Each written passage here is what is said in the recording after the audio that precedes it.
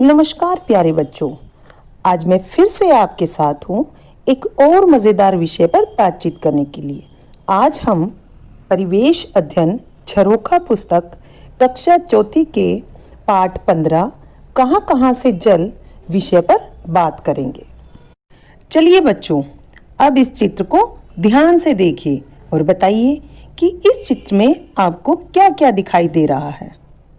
इस चित्र में आपको बादल, चिड़िया, पहाड़, पेड़, नदी, ट्यूबवेल, कुआं, बांध, हैंडपंप आदि दिखाई दे रहे होंगे।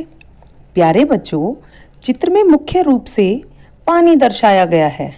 पहाड़ों से नदी निकल रही है, ट्यूबवेल के जल से खेतों में पानी दिया जा रहा है, हैंडपंप और कुएं का जल भी चित्र में दिखाई दे रहा है और बांध का पानी भी है। नदी, हैंडपंप, बांध, ट्यूबवेल, कुआं आदि से हमें जल प्राप्त होता है, इसलिए इन्हें जल के स्रोत कहते हैं। आपने अपने आसपास के परिवेश में इनमें से कुछ जल स्रोत अवश्य देखे होंगे। तो प्यारे बच्चों, आज हम जल के विभिन्न स्रोतों के बारे में बात करेंगे। तो चलिए शुरू करते हैं। लेकिन पहले आप मुझे कुछ प्रश्नों के उत्तर दीजिए। आपने किन किन पक्षियों को कहाँ कहाँ पानी पीते हुए देखा है? क्या कभी ऐसा भी हुआ है कि आपको बहुत ज्यादा प्यास लगी हो और पीने के लिए पानी ही ना मिला हो? क्या कभी घर में पानी के अभाव में आपके कुछ काम रह गए जो आप कर नहीं पाए हो? या फिर आपने कभी सोचा है कि यदि पृथ्वी पर कहीं पानी ही ना हो तो क्या होगा? अब आप सोच रहे होंगे कि मैडम ने हमसे ये सारे प्रश्न क्यों पूछे।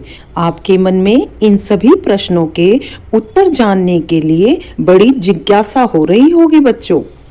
तो प्यारे बच्चों, आज इस वीडियो में हम पानी विषय पर चर्चा करेंगे।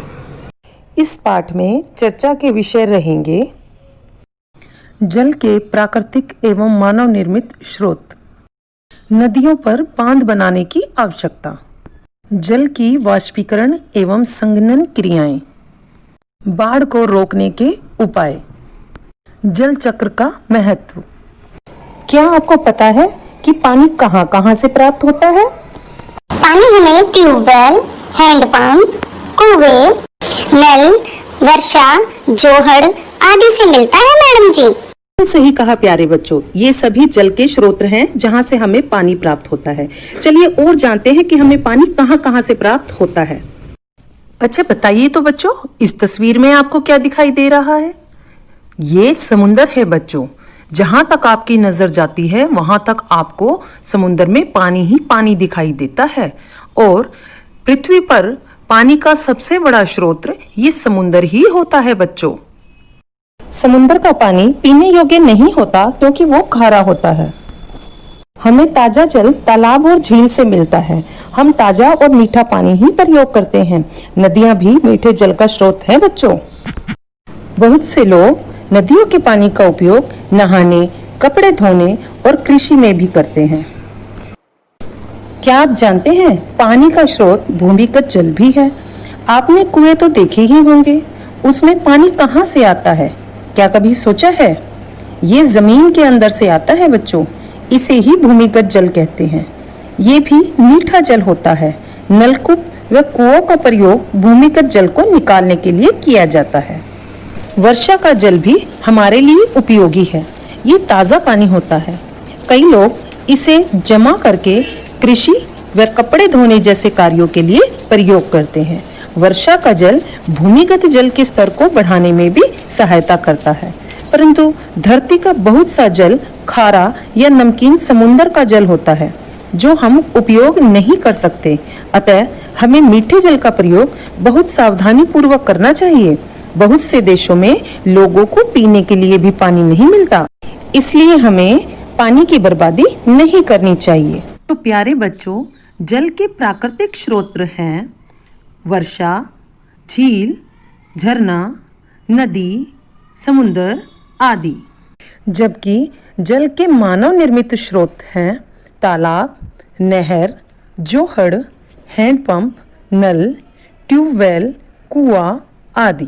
बच्चों, क्या आप जानते हैं कि नदियों पर बांध क्यों बनाए जाते हैं? चलिए जानें। ये बांध का चित्र है बच्चों। वर्षा के दिनों में नदियों में प्राय पानी की मात्रा ज्यादा होने से बाढ़ का खतरा बढ़ जाता है। बांध बनाकर नदियों के पानी के बहाव को नियंत्रित करने से बाढ़ का खतरा कम हो जाता है। इकट्ठा किया गया पानी कई प्रकार से प्रयोग में लाया जाता है, जैसे जलाशय बनाकर मछली पालन करना, बिजली उत्पादन, सिंचाई करना आदि। बांध में जमा किए गए पानी से नहरें निकालकर जल की आपूर्ति की जाती है। चलिए और जानें। बच्चों, क्या कभी आपने पानी को भाप बनकर उड़ते हुए देखा है? या क्या आपने कभी सोचा है कि वर्षा कैसे होती है? चलिए इन सभी प्रश्नों के हल जानने की कोशिश करते हैं। बच्चों, आपने घर में देखा होगा कि गर्म चाय, दूध या पानी में से कुछ धुआं सा निकलता है। इस धुएं को भाप कहते हैं। अब इस चित्र को ध्यान से देखिए बच्चों। इस चित्र की सहायता से हम जल चक्र को समझने की कोशिश करते हैं। जिस प्रकार गर्म पतीले का पानी भाप बनकर उड़ जाता है, ठीक वैसे ही सूर्य की गर्मी से तालाबों, नदियों, समुद्रों आदि का पानी भी वाष्प बनकर उड़ जाता है। इस क्रिया को वाष्पीकरण कहते हैं। और जिस प्रकार पतीले के ढक्कन पर भाप ठंडा होने के कारण बूंदों में बदल जाती है, उसी तरह अधिक ऊंचाई पर ठंड होने के कारण वाष्प बनकर उड़ा हुआ पानी छोटी छोटी बूंदों में बदलकर बादल बन जाता है। इसे संघनन कहते हैं। यही छोटी छोटी बूंदें बड़ी होकर वर्षा के रूप में धरती पर गिरती हैं। बारिश का पानी नदी, नालों में बहकर समुद्र में चला जाता है और पुनः वाष्पित होता रहता है। इस प्रकार यह जल चक्र चलता रहता है। तो प्यारे बच्चों, क्या अब आपने जाना कि वाष्पीकरण क्या है?